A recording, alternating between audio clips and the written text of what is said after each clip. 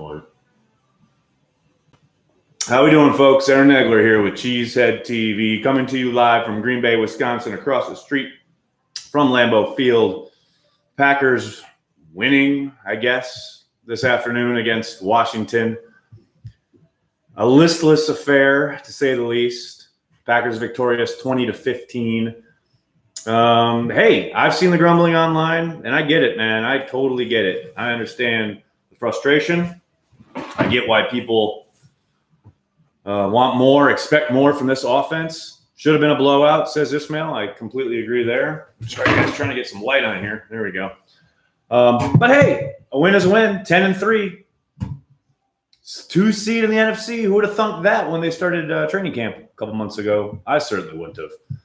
Before we go any further, let me tell you about something from our friends at Festival Foods. Are you craving delicious deals? Because I know you are. Sign up for Festival Foods emails, and you'll have the weekly ad and more delivered to your inbox each week.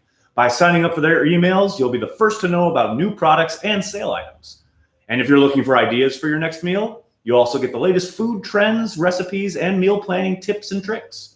What are you waiting for? Subscribe to the Festival Foods emails today at festfoods.com/email. I tell you what, Matt LaFleur needs to subscribe to Aaron Jones's awesome mailing list and get it delivered to him every single morning when he's putting together his game plan. Why he refuses to utilize Aaron Jones throughout a game rather than fits and starts, oh, nothing else is working, let's go back to Aaron Jones, is beyond me and absolutely maddening. That's all I can say about that. Mitchell, why does the game plan keep going away from Aaron Jones and the running game when it's working so well, it's going to give me an aneurysm? Mitchell, I have no idea. Could not agree more. Also, why do you keep going back to all these passing concepts when Aaron Rodgers is playing pretty damn poorly? That was one of Rodgers' worst games of the year this year, without question. And everyone's going to harp on the losses, especially to the Chargers and the 49ers. And no doubt he did not play well in those games. But this game, he did not play well. We have tight ends. Who knew? This has to be the shakiest 10-3 team ever. Doesn't matter. Doesn't matter. Just get into the dance. Build momentum when you get to the dance and get on a run. I mean, that is what matters, and that's what we're hoping for. But, man, there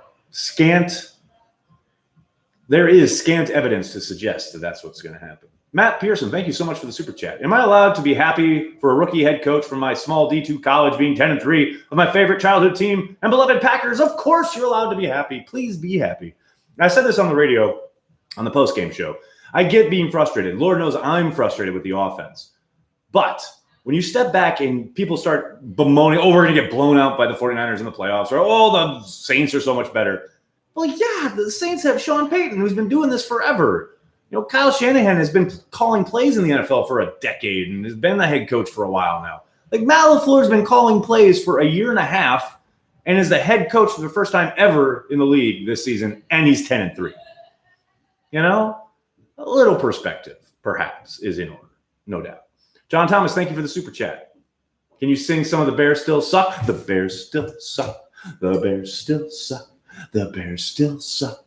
The Bears still suck. Oh, they really, really, really, really, really, really suck. Yes, the Bears still suck. There you go. How's that for you? Jake, thanks for the super chat. Tell Rodgers throwing a 5-yard curl is okay. Dude, I'm right there with you. It is beyond frustrating. I saw a lot of, there's no one open nonsense again on Twitter today, which you can safely ignore when people say that. There was plenty open underneath with the initial read.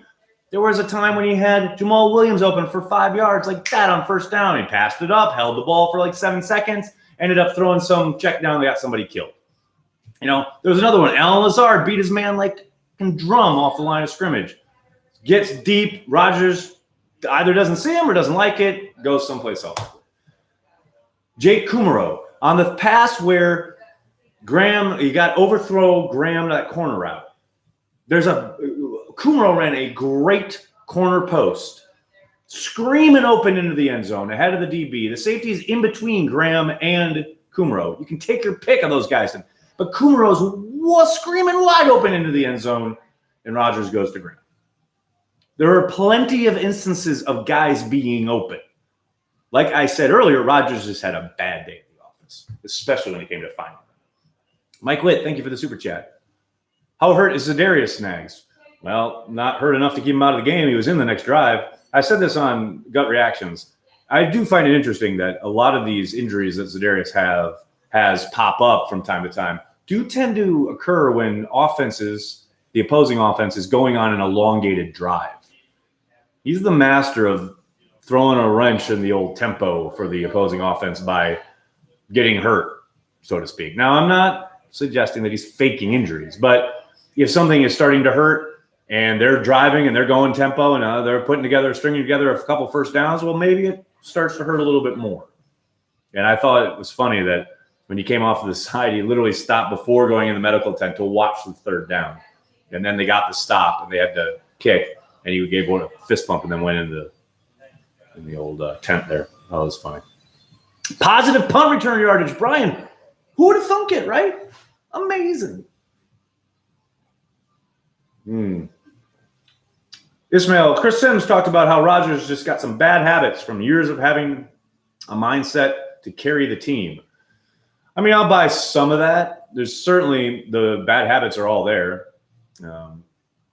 Whether it's the throwing off of the back foot, the sidearm shotgun sling thing where he had Aaron Jones in that corner route. Man, that's a touchdown if he just hits that. But yeah, there's certainly some bad holdover there from the McCarthy years. There's no question about that. I don't know if I use the excuse of having to carry the team. Yeah, playing your position well is literally part of your job. And I don't know how, taking the play clock down to 0, throwing sidearm off your back foot, blah, blah, blah. I don't know how that's equating to carrying the team. Like, playing insane high-level quarterback, that's what carried the team. And right now, Rodgers isn't doing that. Thanks for answering my super chat, man. Of course. Absolutely, buddy. Kenny Clark played very well. Brian, absolutely. I just recorded Good, Bad, and the Ugly, and I put Aaron Jones as the good, but Kenny Clark was my number 2 selection there. He absolutely dominated up front today. 2 more sacks to add to the belt as well. I love that. I love that he's a Packer. He's one of my favorite guys in the locker room. Carry the G. You damn right. Is Rodgers getting too much control out there, hence no rhythm or sense of a real scheme? Deborah, that's a really good question. I'm going to ask Matt LaFleur exactly that tomorrow afternoon. Stay tuned. Next, thoughts on Tyler Irvin. He came in and ran north and south. It was amazing. And there was some blocking going on. What a day. What an absolute day. I think I'm going to get his jersey. It was so good. We are 10-3. We are leading our division. We are currently the number 2 seed, and we can end Chicago's hope of the playoffs in 7 days. Let's fucking go. Chad, I like where your mind's at. I like it a lot. Jimmy Graham broke a tackle. I can't believe it. Alex, he did it earlier this year as well. It's like a throwback season for Jimmy Graham. Amazing. What has to happen for Rodgers to throw in rhythm and short when it's there? Matt, simple answer is an intervention. Matt LaFleur needs to sit him down and say, you got to start playing within the confines of the offense. Now, is that going to happen? Hell no. But that's what needs to happen. This team is not playoff ready. Well, thank goodness the playoffs don't start for another month. Thanks for checking in, Eric. Any chance you come to Detroit for week 17? No. But then Jimmy was tackled by the grass. Gretchen, you're not kidding. Can this guy wear the long cleats, please? I know he's old and broken down and wants every advantage he can get, so he wears the short cleats so he can try and be faster, et cetera, et cetera. I get it. But, buddy, wear the long cleats. You're killing me with all this slipping. Killing me. Will we ever see Pettin attempt to jam the wide receivers at the line of scrimmage? Too much soft zone, which kills me because we have good corners and we get exposed a lot with our soft zones. Be more physical. Yeah, I want to ask him that directly because I don't think he has been – because I remember we asked Capers about, when guys play off and how much they're allowed to get up and press guys. And under Capers, these guys were pretty much given the leeway to determine how they wanted to play coverages and how if they wanted to get up on the line. And like you said, if it's a 2-man call, they were allowed to, at their discretion, decide how physical they wanted to get, how much, obviously there are calls where it's like you are mandated, you have to do it. But I do wonder how much leeway Pettin gives them in that regard. Because I agree with you. way too much healthy cushion being given. Jake, thanks for the super chat. Pettin's track record before we hired him was a man coverage aggressive blitzer. Why haven't we seen it? Well, we saw more of it today, but that's because they had a super young quarterback. You saw Amos get a sack. You saw some pressure early, but then once they got ahead, I think he played a lot of kind of coverage slash the soft zone stuff we're talking about because he just didn't want anything cheap.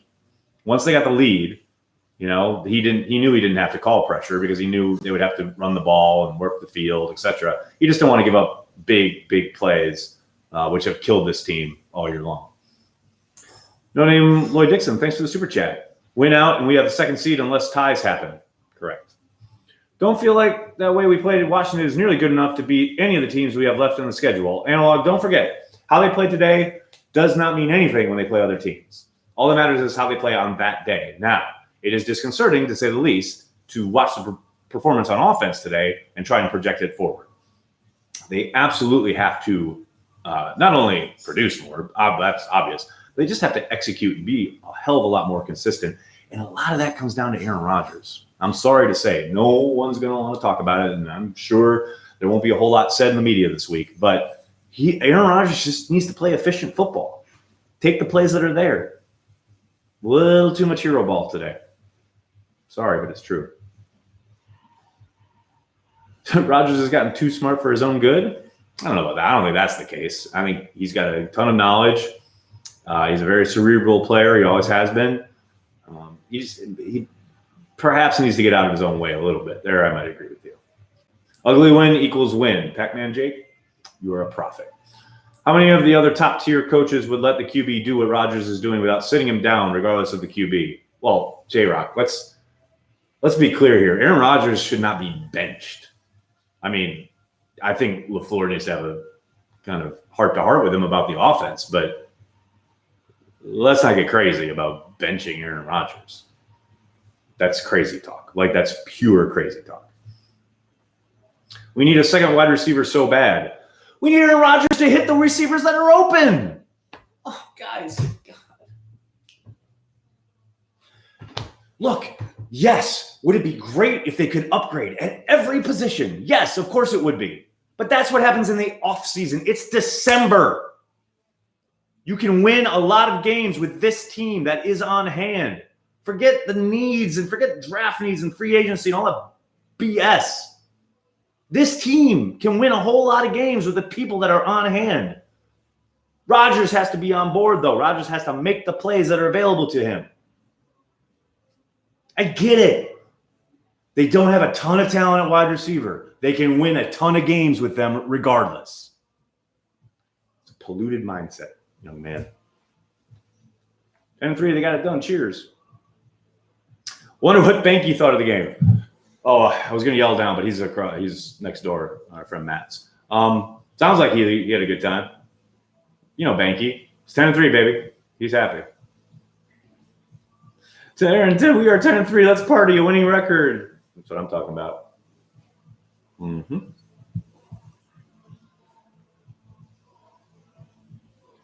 Oh, J-Rock, I got you, buddy. I meant talking to him. You referenced it earlier. I didn't mean bench him. Okay. You said sit down. I thought you meant like bench him. I got you. Yeah, but okay, look. If you're Matt LaFleur, right? You get hired, you're handed this job, and you have done something now as of today that no other coach in the 100-year history of the Green Bay Packers has ever done. He is the winningest rookie coach in the history of the franchise. He is 10-3. You know why that is? In a large part because he has Aaron Rodgers. So, yeah, it's going to be a bit difficult for him to sit down and say, okay, this. Because Aaron Rodgers being Aaron Rodgers is a big reason they are 10-3. It's not as simple as everybody wants to make it out to be. None of this is. This offense versus the Bears defense next week. Oh, boy. Matt, I think they're going to surprise you. I really do. TBD, my friend. TBD. Is LaFleur trying to preserve Jones for the playoffs? I don't think it's necessarily for the playoffs, but I think he's trying to preserve Jones. I don't think there's any question there. I think, Jones has yet to get through a 16-game season completely healthy. I don't doubt for a second that LaFleur is earnest when he talks about how much he likes Jamal Williams and what he brings to the table. So I don't think there's a sense of that he's saving him for the playoffs so much as like he just wants to keep him relatively healthy for the stretch here into the playoffs and hopefully a run. 10-3, on to the Bears, who still suck. Control our destiny. Let's fucking go. That's what I'm talking about. JK47 certainly is a punter. Yeah, he is. He had that 40-yarder today, which was disconcerting, but for the most part, I thought he did a good job of pinning them. Amos had his best game yet. I don't know about that, Jack. I have to go watch it again, but he certainly was active. He was all over the place. He loved that early sack, loved the interception. And hey, there were a number of, speaking of the interception and coverage in general, there were a number of instances where pressure got to the quarterback and affected the quarterback, not just with sacks, but with pressure because of the coverage. Those guys did a hell of a job on the back end today. Josh, thanks for the super chat. Geronimo got real lucky. Yeah, he did. No question. Marcus, if LaFleur has to walk on eggshells with Rodgers, that says a lot about Rodgers. He needs to prove the doubters wrong that he, in fact, is coachable. No, he doesn't. See, that doesn't say anything about Rodgers. It says everything about how the NFL operates. Look, Aaron Rodgers is a two-time MVP, done it at a high level forever, and is a big reason that this team is 10-3. Those are all indisputable. And it's not a question of LaFleur walking on eggshells. It's this guy's done it so well for so long. He has the respect of everyone in the building. No one's walking on eggshells. They just know how good he is, how good he has been, and how good they can be with him. So as frustrating as it is for us on the outside to look and say, oh, he should do this and he should do that, blah, blah, blah, blah, blah, he's still Aaron Rodgers. He's still the man. And he can still do stuff that no other quarterback can do in this league. So as frustrating as it can be, you take the good with the bad. Now, there are going to be days like today where he didn't play particularly well, at least when you talk about his standard. But he's still your guy. You don't sit your guy down and go, look, you got to completely change how you operate. It's not it. Now, when they eventually try to replace him / draft a quarterback, that's the kid that's going to be immersed in however LaFleur wants to do things. But Rodgers has certainly gained the respect to the point where they're going to incorporate a lot of it. You've seen it. A lot of McCarthy stuff, a lot of ways of operating on offense that Rodgers is comfortable with and likes because he has earned that right, at least in the eyes of Matt LaFleur and his staff. How about Big Bob Tonyan TD? That's what I'm talking about, Mike. Big Bob Tonyan season.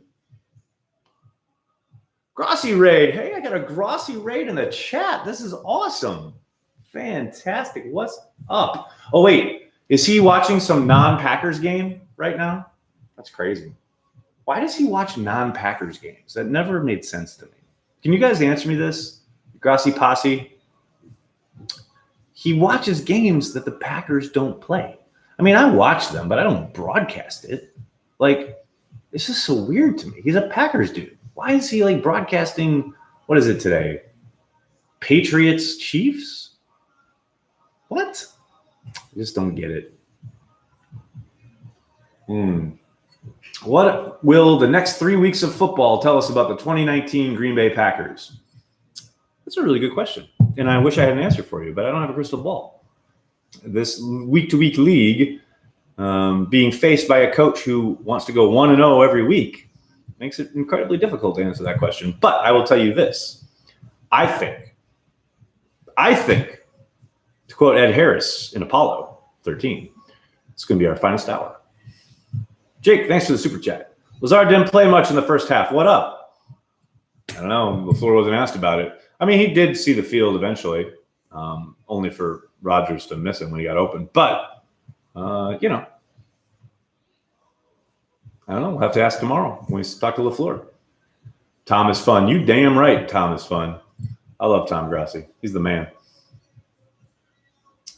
Is there anywhere fans can go to see more video footage? Example, all 22. Oh, J-Rock, you want to go to Game Pass, NFL Game Pass. NFL.com has, if you get a subscription to Game Pass, you can get all the coaches' film. It's available every Tuesday. Tom Grossi has more than just Packers fans. Yeah, I know that, but he's a Packers guy. This is not difficult. I mean, maybe for some Grossi viewers it might be, but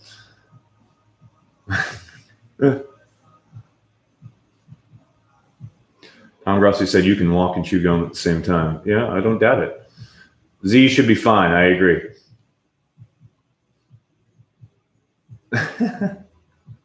What are your thoughts on Kevin King so far in his career as a Packer? I think it's frustrating that he can't stay on the field. I do think he is unfairly maligned a lot of the time by the internet mob. He's not consistent enough, but he's a really talented guy. I really hope that he can stay healthy and just be a little bit more consistent. But I love the guy, and I'm happy he's a Packer. Thanks, kicks ass. Thanks, David. What is King's injury? It's his shoulder. And I'll try and get answer out of Russian State over there. But I don't know which shoulder it is. I don't know which one, if it's the same shoulder that he injured a year or so ago. Next, Tom's needs money. Yeah, we all need money. Maybe I should start live streaming during like random Bills Jaguars games. Rams, we need to pull for tonight. I'm not so sure I agree with your police work there, Norm. I think the Rams could really go up the works for the Packers if they lose a couple games down the stretch. Now, obviously, no one's expecting that or hoping for it or praying for it, but I think Seattle being the number one seed is just fine. Should Rodgers be in the MVP conversation? Because some sports media think so. Tang, not after today. You shouldn't. No chance. Jimmy Graham is on the Packers. Yeah, he caught a couple balls. Where's MVS? Well, I think he had one catch today. Let me take a look at the stats.